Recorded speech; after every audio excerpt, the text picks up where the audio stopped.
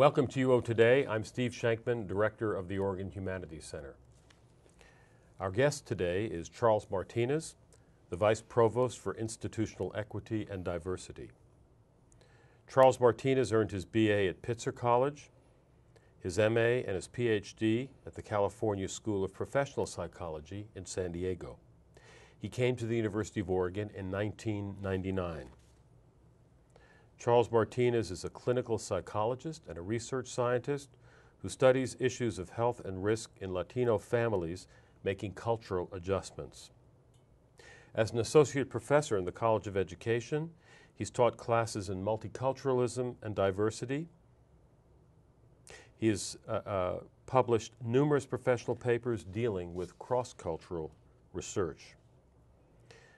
And Charles Martinez is the man charged with the implementation of the University of Oregon's new diversity plan.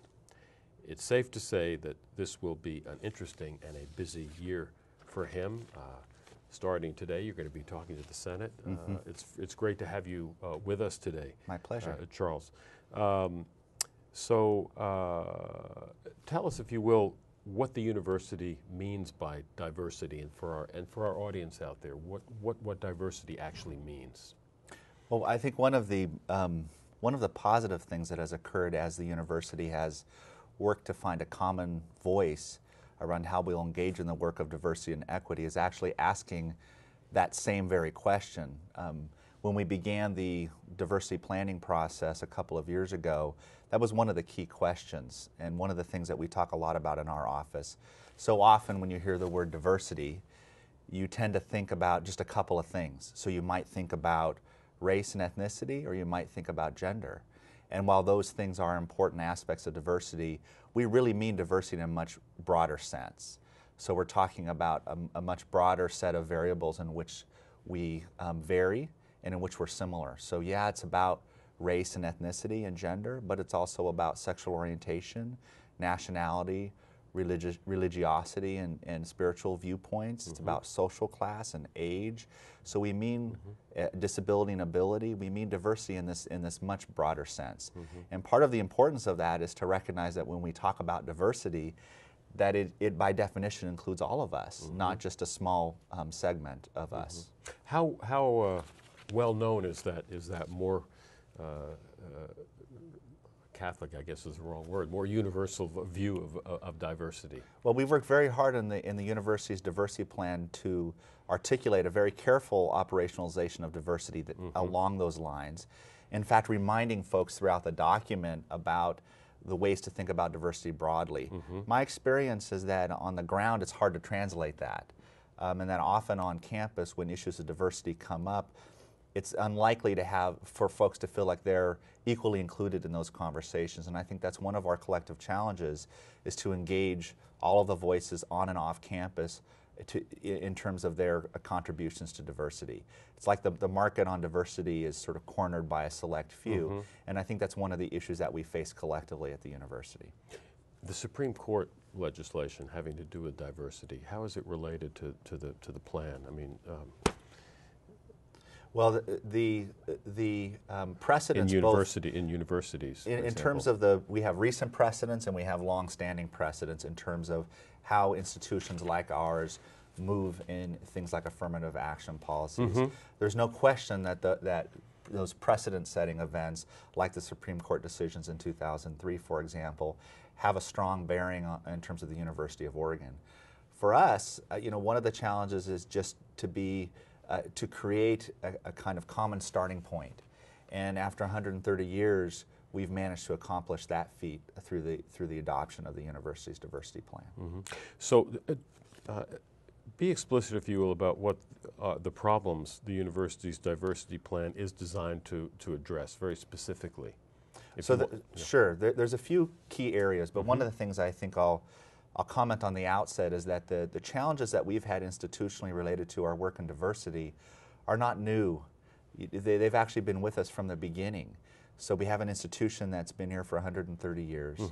And in fact, the first year the university became a university in 1876 was the first year we had a student of color on our campus. And so the issues related to diversity that we experience are long-standing. They're not new. But the context of what's occurred in Oregon and on our campus in the last couple of decades creates new challenges. And I think that's part of the strong need for us to find the common voice in moving forward. Oregon has experienced in the last 10 years a massive socio-demographic shift, and it's measured very, very carefully in terms of what happens in the K-12 system. So what we're seeing is an increasingly diverse population of students in K-12. Just for example, in about the last dozen years, the Latino population in K-12 in Oregon has grown more than 200%. And so in a very short period of time, we've seen massive growth. Now, if you look at the University of Oregon and you look at our data, we don't see that same kind of rapid growth.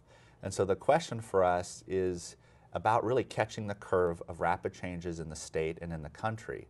And I think that's part of the strong challenge that we have in front of us right now. If we don't respond to the changing context of the state and of the country, we will fall behind very quickly in terms of providing a venue for students to be able to engage critical elements of our educational mission in a diverse context. And that is part of our educational mission. So let's take the Latino community, for example. How does the diversity plan address this obviously very, very strong need that you've been mentioning and that the university is behind in meeting? So what we have in the diversity plan is a core of kind of 6 main content areas. And what we do purposely is not try to say that there's sort of a silver bullet, that if we just do one thing, suddenly we will have resolved the issues of access to the institution and success in the institution. We actually think about it in the complex way that it actually exists.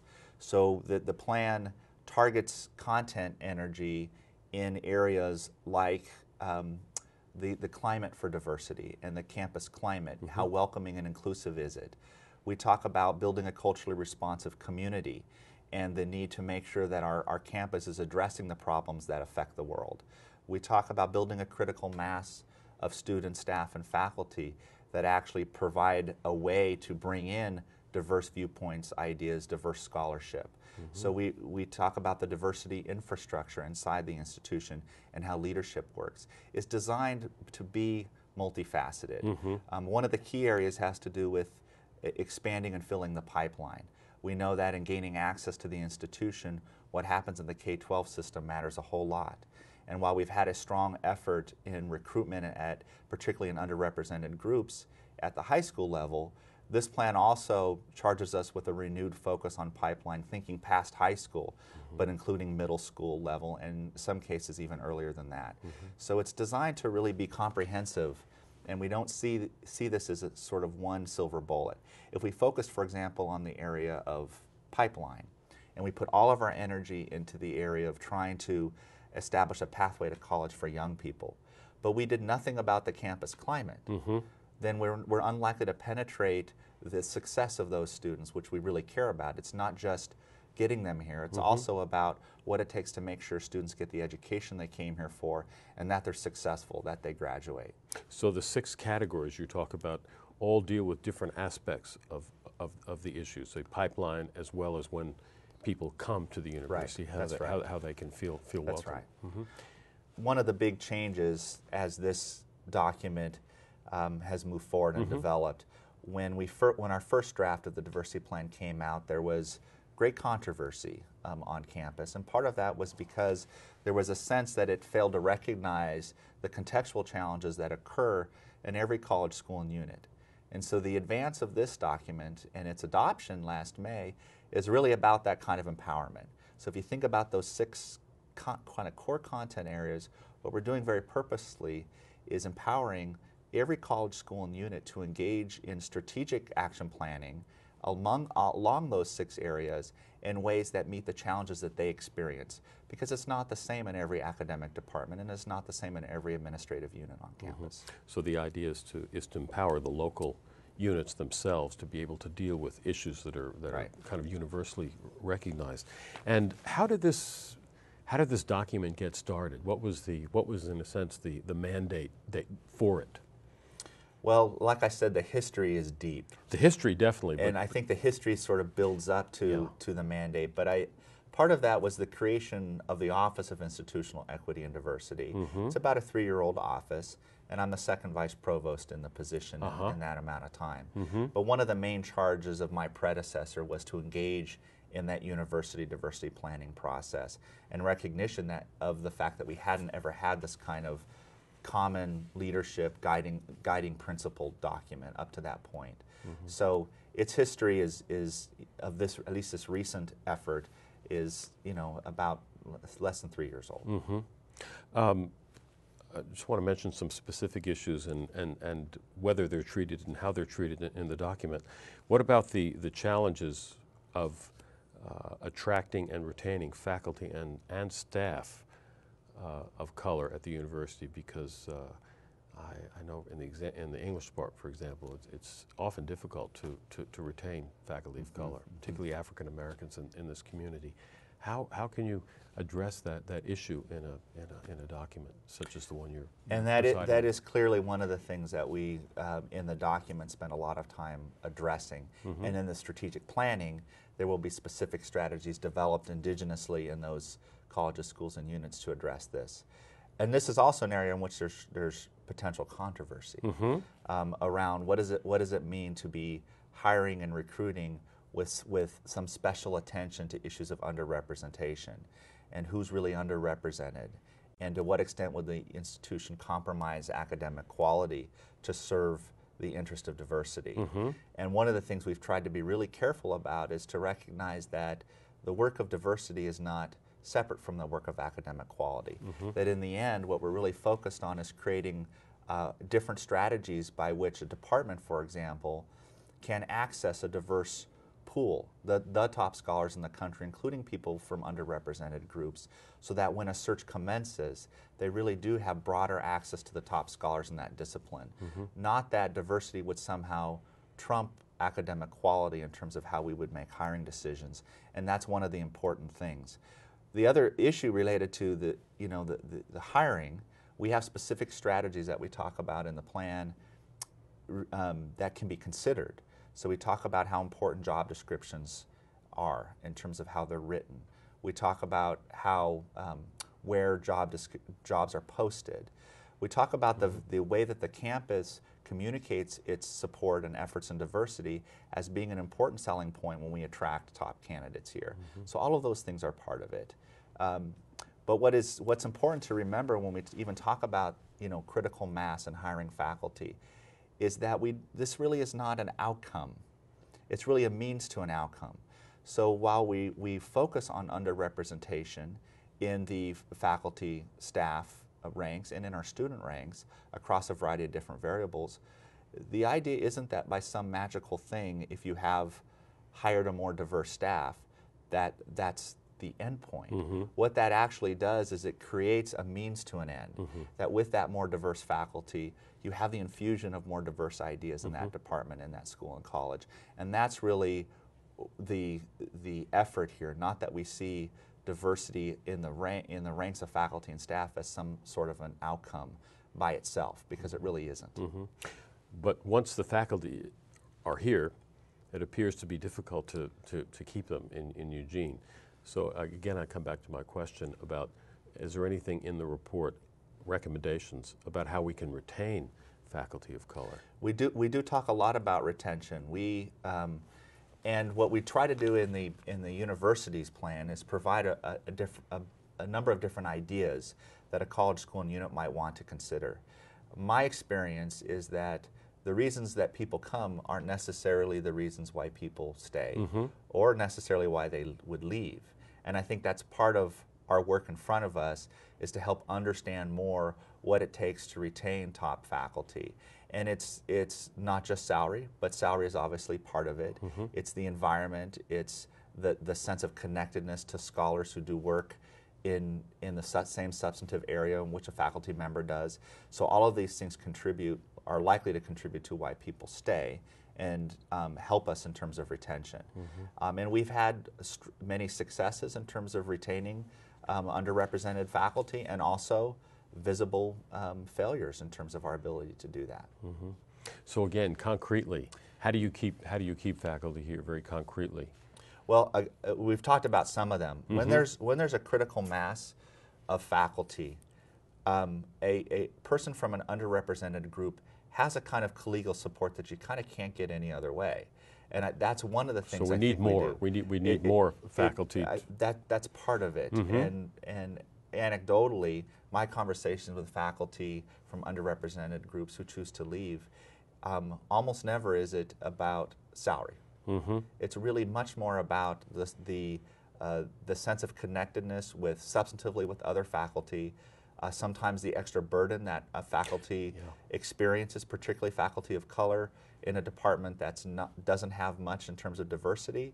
Those are some of the challenges that add to the stress load for some faculty. So for our audience, that would be one of the stresses would be if, say, for example, you don't have very many African American faculty, then very often they're asked, sometimes in junior positions when they haven't had a chance to do their publications, they're asked to perform certain roles in the community that, while important, can be very diverting for their own scholarship and just exhausting after a while when there are not enough people to share the burden. That's right. And I think those are things that can be addressed in our recommendations in terms of the university. But given the actual demographics in Eugene, I mean, do you think that that there is a reasonable chance in the near future that not only will Eugene have the rhetoric of a place that's tolerant and diverse, but actually have the population that sort of goes along with that rhetoric? Is there a chance of that, do you think? Well, Eugene's demographics are changing too, but not as dramatically as, of course, we see elsewhere. And I think you're pointing out a really important issue in terms of retention is that kind of larger community connectedness. And one of the things we haven't really thought about in a really focused way is about the kind of relationship with a larger external community. When someone comes here and feels culturally isolated for a variety of different reasons, connectedness externally can go a long way to help people feel part of the community. Eugene is changing, but it's not changing in this sort of profound way that is visible necessarily to everybody. But if you look at the demographics locally, they kind of look like those state demographics, and Eugene is changing. But I think we could do a lot more as an institution in terms of linking community supports and resources, particularly for faculty, staff, and students from underrepresented groups. And what about the university in terms of its developing pre-college programs or ways to encourage students of color to apply and be admitted to the university? So what we've done historically is we've run programs. Sometimes they're day-long events. Sometimes they're much deeper than that.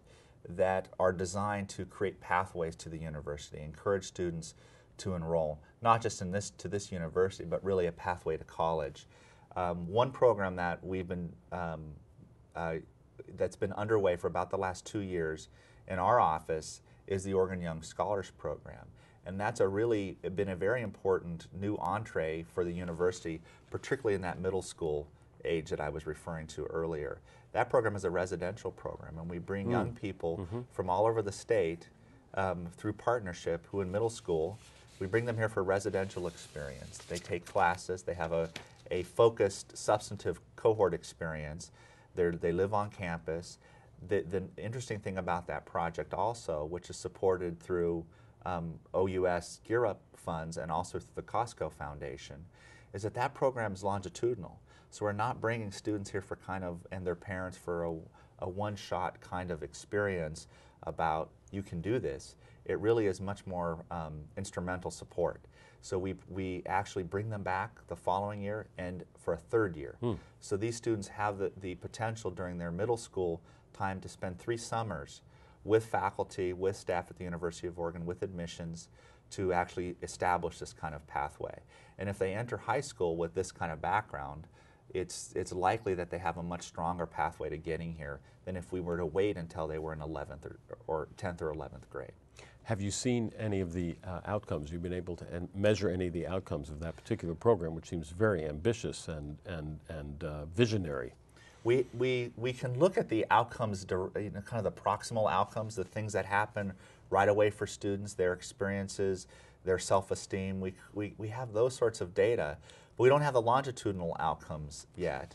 And Meaning? In terms of we want to really see, like what happens for those. We had a 2-year-old program, so we don't know I see. You don't whether know. a number of years from now those students actually end up on a path towards college. But if we look at the things that seem to be changing for the students involved in programs like this, where we're targeting the things that are likely predictors of admissions to college. And we'll have to see later on to what extent those things, a program like this really has efficacy in creating that pathway to college. Well, has there been an increase in the enrollments of students of color this year in the university? There have been modest increases. They're not profound numbers, but there are modest increases. Our demographics, I mean, it's kind of that catching the curve point I was making earlier. Our demographics at the university have been relatively stable, unchanged. We did see, particularly among Latino students, a little bit more growth this year, at least in the projections we have right now, and that's encouraging. So we're not seeing complete stagnation, but if you look across the population, the numbers aren't astonishing. The percentages of students of color on campus, for example, we're talking about in the 14% range for our campus. And there's been an increase, a slight increase of maybe 2%, I've heard something like that? We did see a slight increase, and actually I think the number this year, I think I just said 14%, I think it might be 17% this year. I see. But we have seen slight increases, but they're not nearly as dramatic as what we're seeing in terms of year to year out in Oregon and out in the country. And I think that's where our challenges are likely to emerge next. So how are we doing in relation to other states in the Union in terms of the percentage of students of color in the population at large and then the ones who go on to study at university? Well, we continue to be largely a white state. That's not a secret to anyone living in Oregon. It's about 86% of our population identifies as white. But what makes us unique is we're in a category of states that is seeing a lot of change. And that's partly what we experience in terms of all of our systems, whether it be the university system or healthcare or the K-12 education system. Any of our systems are experiencing the strains of trying to accommodate to rapid change. And we're among those states right now that are experiencing this kind of sociodemographic shift. So in some ways we're not alone. Well, who are our comparator states? In terms of population exactly. change, let's see. You could look at other places that you wouldn't necessarily expect to see massive changes, and certainly in particular communities. So the kind of work I do in my research, I get called from places like Nebraska, Kansas. I'm getting called from a lot of places in the Midwest that are seeing massive growth. I see. And again, those are not states that you may think of on the face of it as particularly diverse, but they're starting to experience all the kinds of strains of change that we experience here in Oregon. So how precisely will the diversity plan be implemented, and when will it be in full throttle, as it were? So the university's plan was adopted by the President and the University Senate in May of this last academic year. And what it launched was this next stage of strategic planning. So sort of a plan for more planning. And many of us are anxious to sort of, when are we going to get beyond planning and get to some of the work that this university's plan is about? The strategic planning is kind of what happens this year. This is really realizing the guiding principles of the university's plan. Each college, school, and unit right now is initiated a process of strategic planning, and we've articulated some timelines for how we'll go about doing that, and some consulting support. We're hosting in October. We've already had one, and we have 2 more sessions. They're strategic planning work sessions that we're inviting colleges, schools, and units to send faculty and staff to get information and feedback from our university's Diversity Advisory Committee around how they're going to go about the process of strategic planning. So we're also provided a resource guide with templates and some literature, resources on campus. So we're providing a lot of information to help facilitate strategic planning. This term and next term into winter before spring break is really the phase in which the college, schools, and units will be engaging in the strategic planning process in their units. And then in the prior to spring break, those or before, those plans will be submitted for review by the provost and our office and the Diversity Advisory Committee.